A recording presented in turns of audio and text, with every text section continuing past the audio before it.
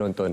Pastinya kita sedia maklum perubahan iklim dunia pada ketika ini mendesak kepada penggubalan polisi dan juga strategi perancangan bandar yang lebih mampan dan juga mesra alam sekitar. Dan sudah pasti antara strategi utama adalah untuk mewujudkan bandaraya yang mesra pejalan kaki. Jadi pada pagi ini kita akan bersama dengan tetamu kita secara Google Meet untuk kita mengetahui berkenaan apa antara strategi yang diperkenalkan untuk mewujudkan infrastruktur bandaraya mesra pejalan kaki. Bersama dengan kita pada pagi ini iaitu Dayang Ifah Fatini Mat Saleh yang merupakan pengarah media Kota Kita. Assalamualaikum, selamat pagi. Waalaikumsalam, selamat pagi. Baik, topik ini sangat menarik untuk kita diskusikan dan kita sedia maklum visi Kota Kita adalah mengenai perancangan bandar yang inklusif dan mesra alam sekitar, dan antara yang diketengahkan adalah 9 isu teras daripada pihak Kota Kita sendiri. Antara yang utamanya adalah kebolehupayaan bandaraya yang mesra pejalan kaki. Jadi mungkin untuk permulaannya ini, mungkin boleh kongsikan apa antara langkah-langkah advokasi yang dimainkan oleh pihak Kota Kita dalam mewujudkan bandaraya mesra pejalan kaki ini. Okey, so Kota Kita ni merupakan sebuah NGO yang memperjuangkan hak kita untuk bandar serantau yang inklusif dan berdaya tahan.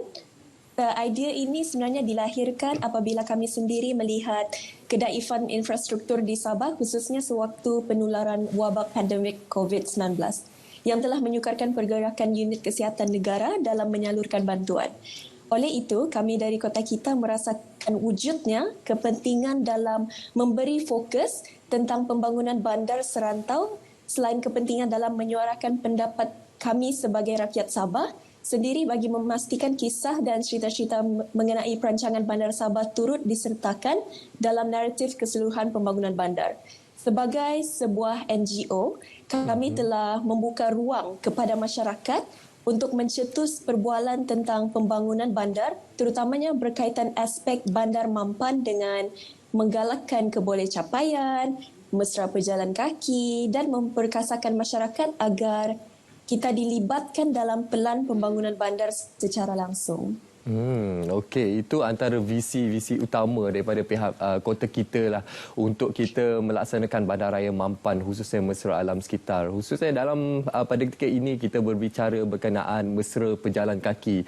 Bila usaha kita untuk memberikan pemahaman kepada masyarakat, untuk kita menggalakkan masyarakat untuk memanfaatkan ruang pejalan kaki ini. Namun apa sebenarnya antara cabaran-cabaran utama sebelum perkara ini dilaksanakan? Adakah disebabkan oleh faktor cuaca? Sebab kita sedia maklum kalau kita bandingkan negara kita dengan bandar-bandar besar di seluruh dunia seperti di negara Jepun, Korea Selatan dan juga negara-negara Eropah, kita sedia maklum masyarakatnya sememangnya mengamalkan berjalan kaki untuk pergi ke tempat kerja ataupun ke tempat membeli belah dan sebagainya. Jadi bagaimana situasi itu untuk kita gambarkan bagaimana dari segi cabaran cuaca? Ialah kita sedia maklum cuaca di Malaysia panas dan kadang-kadang hujan. Jadi bagaimana dari pihak Kota Kita? Pada pendapat kami, jika diberikan peluang untuk berjalan kaki, saya percaya bahawa rakyat Malaysia akan berjalan kaki. Memang kita tidak boleh nafi bahawa negara kita terletak dekat dengan garisan khatulistiwa, tetapi kita boleh mereka bentuk ataupun desain laluan pejalan kaki yang selesa untuk cuaca kita seperti apa yang dilakukan oleh negara jiran kita di Singapura, seperti menambah pokok, menambah tempat-tempat berehat sepanjang laluan ini. Selain itu, selain cabaran cuaca, Kuala Lumpur setakat ini dia sebenarnya tidak sepadat bandaraya utama lain seperti Barcelona di Sepanyol maupun Seoul di Korea Selatan yang berjaya menjadi penanda aras bandar mesra pejalan kaki. Bandaraya kita dia sesak dengan kereta dan bukannya manusia. Jadi cabaran utama kita untuk menggalakkan rakyat berjalan kaki sebenarnya mengubah sikap kebergantungan rakyat kita kepada kereta. Dan sudah pastinya bila menyebut berkenaan kesesakan lalu lintas itu merupakan satu fenomena di negara kita yang sudah pastinya menjadi belenggu kepada masyarakat, khususnya di kota raya seperti kota raya besar seperti Kuala Lumpur. Dan kita secara maklum untuk kita menggalakkan masyarakat untuk melaksanakan gaya hidup yang lebih sihat, mesra, berjalan kaki dan sebagainya, bagaimana kita boleh gambarkan juga dari segi strategi perancangan bandar ini, khususnya impak laluan pejalan kaki itu dari sudut ekonomi. Kalau kita boleh ambil contoh di Korea Selatan misalnya, laluan sepanjang pejalan kaki itu kita dapat lihat bagaimana impak kepada sosioekonominya dan juga kepada PMKS-nya, pengusaha kecil dan juga sederhana. Jadi pembangunan ekonomi di sesuatu bandar tersebut tidak tertumpu pada satu-satu bahagian saja, tapi dia akan melata ataupun lebih bersifat menyeluruh dan juga inklusif. Bagaimana pandangan daripada pihak kota kita? Pandangan kami adalah penting untuk sesebuah bandar itu untuk menerapkan aspek kemesraan pejalan kaki ini untuk mengurangkan, seperti yang saya cakap sebentar tadi, mengurangkan kebergantungan kita terhadap kereta ke destinasi yang boleh kita capai ya, dengan berjalan kaki. Contohnya dari rumah kita ke kedai runcit terdekat. Sikap kita hari ini, kita suka memandu ke mana-mana sahaja. Kita juga ada kajian yang menunjukkan keboleh capaian seseorang ke sebuah destinasi adalah mustahak untuk seseorang itu keluar dari kepompong kemiskinan.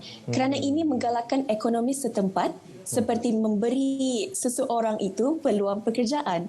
Bagaimanakah dia hendak mencari pekerjaan jika pilihannya hanya terhad kepada penggunaan kereta dan perkhidmatan e-hailing yang harganya saban hari mencanak naik? Mengikut dapatan yang kami peroleh secara terus melalui Facebook, ada rakyat Sabah yang terpaksa belanjakan RM1,200 sebulan hanya untuk membayar perkhidmatan Grab. Dan oleh kerana gaji yang rendah, beliau membuat keputusan untuk berhenti kerja dan balik ke kampung. Bukan semua orang mampu membeli kereta. Selain daripada itu, jika pembangunan kita cenderung ke arah infrastruktur pejalan kaki, kita akan merasa lebih gembira, kurang stres dan dapat menambahkan pergerakan fizikal harian kita kerana kita tidak memandu tetapi kita dapat berjalan kaki. Okey, seperti yang dinyatakan oleh Puan Dayang Ifah sendiri itu tadi, bagaimana kebergantungan kita kepada pengangkutan seperti kenderaan, kereta dan juga ianya memberi impak kepada kos sara hidup dan juga memberi impak kepada kesesakan lalu lintas di bandar-bandar besar khususnya di Malaysia. Jadi bagaimana untuk kita berikan gambaran kepada masyarakat di luar sana untuk menggalakkan mereka berjalan kaki, namun dari sudut cabaran infrastruktur di Malaysia, bagaimana untuk kita rangka satu strategi untuk kita mewujudkan infrastruktur yang mesra pejalan kaki ini? Apa yang boleh kita aplikasikan di negara kita? Di kota kita, kami sangat berpegang dengan idea pentingnya keterlibatan masyarakat ini. Itu antara sebab kami menubuhkan NGO kami. Keterlibatan masyarakat dalam membuat keputusan pembangunan kerana kita sebagai masyarakatlah kita yang akan tinggal dalam pembangunan ini. Jadi rakyat Malaysia ni dia ada juga satu kajian kita meluangkan sekurang-kurangnya 44 jam sebulan dalam kesesakan trafik. Hal ini sangat dia memberi kesan yang ketara kepada kita. Adakah ini masa depan yang kita mahu atau adakah kita lebih selesa dengan idea menaiki pengangkutan awam yang mudah diakses, selamat dan mempunyai frekuensi yang tinggi? Masyarakat, kita semua, kita boleh sebulat suara menuntut hak kita untuk bandaraya yang lebih mampan dan memastikan kita menyuarakan pendapat dan kehendak kita tentang perkara ini secara berterusan di pentas yang terbuka dan melalui media massa seperti apa yang saya tengah lakukan sekarang. Ianya akan kita cuba menarik perhatian policy makers, perhatian menteri-menteri yang berkaitan, lalu perkara ini mungkin boleh diangkat sebagai agenda yang penting dalam memacu pertumbuhan negara. Okey, bila kita bercakap berkenaan bandaraya mesra pejalan kaki. Dua aspek utama yang pastinya akan dipertimbangkan oleh masyarakat. Yang pertama adalah aspek keselesaan dan yang kedua adalah aspek keselamatan. Jadi bagaimana idea-idea ataupun strategi yang perlu kita rangka untuk memastikan kedua-dua aspek ini dapat diperkasakan sekaligus dapat meningkatkan penyertaan masyarakat, khususnya untuk kita menggalakkan lebih ramai lagi memanfaatkan ruang pejalan kaki ini. Antara cara-cara yang kita boleh cuba adalah melalui teknologi digital. Okey, teknologi digital dia memberi kita peluang untuk pengumpulan data, dan data-data ini sangat penting kerana dengan data kita dapat membuat analisa yang lebih terperinci untuk memberi solusi yang terbaik. Kami pernah menganjurkan sebuah program bernama Tara Kita di mana kami membuat semakan akses sesebuah bangunan menggunakan satu aplikasi mudah alih yang kami juga telah membina. Itu merupakan salah satu cara untuk mengumpul data dalam skala yang kecil. Dan di kota kita, kami tidak sahaja mengambil pandangan orang-orang biasa, tetapi kami sangat menggalakkan golongan minoriti seperti warga emas, orang kurang upaya, wanita, kanak-kanak untuk melibatkan diri mereka dalam pengumpulan data ini. Sebab jika kita membuat satu kota, kita perlukan kota yang inklusif, melibatkan semua golongan, bukan saja majoriti dan juga minoriti, untuk memastikan ia selamat dan mudah diakses untuk semua orang. Okey, pembangunan bandaraya yang inklusif untuk semua lapisan masyarakat, termasuk juga bagi golongan OKU, itu antara matlamat utama untuk kita memperkasakan ruangan ataupun laluan pejalan kaki ini. Jadi bagaimana dari pihak kota kita sendiri bila bercakap berkenaan keterlibatan masyarakat dalam hal ini, bagaimana dari segi ketersediaan masyarakat dan juga kesedaran masyarakat untuk memanfaatkan ruang pejalan kaki ini? Dari kota kita, kami sedar memang ramai masyarakat kita sangat vokal dalam laman media sosial, terutamanya Facebook, Instagram, Twitter dan TikTok. Mereka bersuara, mereka sedar bahawa isu kebergantungan kereta di Malaysia sangat-sangatlah teruk. Mereka lebih sedar hal ini apabila mereka sudah start travel ke luar negara dan sedar negara-negara lain senang untuk kita berjalan kaki, senang untuk kita menaiki pengangkutan awam. Pengasas kami sekarang, Rashida, beliau sekarang berada di Melbourne, bandar yang sangat mesra berjalan kaki. Menurut beliau, berjalan kaki di bandar itu adalah satu bentuk terapi, bukan sahaja exercise fizikal, dan menggalakkan kita untuk bertutur dengan orang yang kita tidak kenal secara tidak formal. Lebih-lebih lagi jika kita ingin bertemu dengan keluarga atau rakan-rakan kita yang lain, ia menjadi lebih mudah kerana kita tidak perlu memikirkan isu trafik, kita tidak perlu memikirkan di mana kita perlu parking dan membayar tiket letak kereta. Kita boleh sahaja berjalan dan mengharapkan sepenuhnya dengan pengangkutan awam. So, pastinya banyak manfaat sebenarnya kita dapat perolehi melalui ruangan berjalan kaki kita sekiranya kita mengamalkan gaya hidup sedemikian. Jadi bagaimana kita boleh memberikan gambaran kepada masyarakat di Malaysia ini bukan saja daripada impak yang positif kepada gaya hidup yang lebih sihat, malah kepada perubahan iklim di peringkat global untuk kita memastikan kelestarian bandaraya kita yang lebih hijau. Contohnya, kalau kita kurangkan penggunaan kenderaan ataupun kereta, kita dapat merendahkan pengeluaran karbon khususnya. Jadi bagaimana ianya boleh mewujudkan satu bandaraya yang mesra berjalan kaki dan juga bandaraya yang lebih lestari untuk kita warisi kepada generasi yang akan datang? Okay. Jadi perubahan iklim global ini ialah satu perkara yang kita tidak dapat elakkan dan kita perlu bertindak dalam kadar segera. Kita tidak boleh nafi impak kereta kepada alam sekitar kita. Bukan sahaja penggunaan kereta, tetapi kita kena fikir berapa banyak pokok atau kawasan hijau yang digantikan dengan jalan raya dan tempat letak kereta. Jika dibandingkan dengan infrastruktur pejalan kaki, ruang dan keluasan yang digunakan untuk kereta sangatlah besar. Hal ini bertentangan dengan matlamat kita untuk menjadi bandar raya yang rendah karbon. Antara cara untuk menerapkan sikap berjalan kaki yang kita boleh nampak ialah inisiatif seperti KL Car Free Morning, di mana kita menutup beberapa buah jalan di Kuala Lumpur Ahad pagi.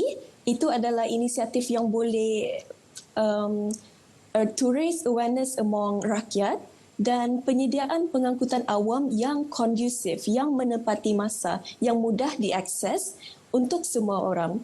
Kita perlukan lebih banyak pelaburan untuk infrastruktur pejalan kaki dan pengangkutan awam.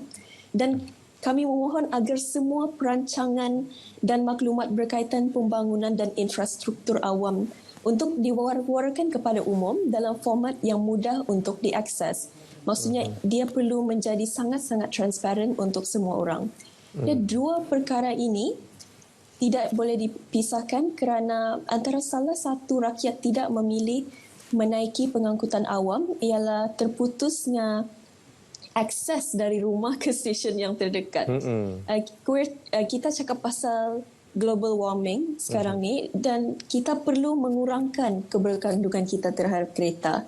Dan jika kita ingin improve infrastruktur pejalan kaki, kita juga perlu melabur untuk pengangkutan awam kerana dua benda ini sangat berkait rapat. Sebagai contoh juga, untuk menggalakkan orang berjalan kaki, dia bukan sahaja membawa kita dari destinasi satu ke destinasi yang lain, tetapi pengalaman kita semasa berjalan kaki, program interaktif yang kita boleh jumpa, placemaking juga antara salah satu cara untuk membuatkan pengalaman kita berjalan kaki di bandar menarik. Dan kita perlu tambah kawasan-kawasan terbuka yang boleh diakses orang awam. Dia tidak perlu jadi private, dan taman-taman seperti ruang poket hijau yang kecil kita boleh letak di antara-antara bangunan di pusat bandar kita. Penguatkuasaan kita untuk mencapai matlamat bandaraya rendah karbon ini tidak tertakluk kepada EV vehicles, kenderaan elektronik sahaja, tetapi seluruh sistem bandar yang mengutamakan pejalan kaki. Itulah antara cara-cara untuk mengatasi iklim global. Okey, itu antara strategi yang dikemukakan lah, khususnya daripada pihak kota kita sendiri untuk kita merencana dan juga kita merangka strategi perancangan bandar yang lebih mesra alam, mesra pejalan kaki, khususnya dalam kita menepani cabaran perubahan iklim.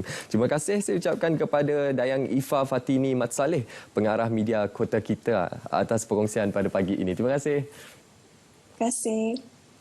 Baik penonton, itu antara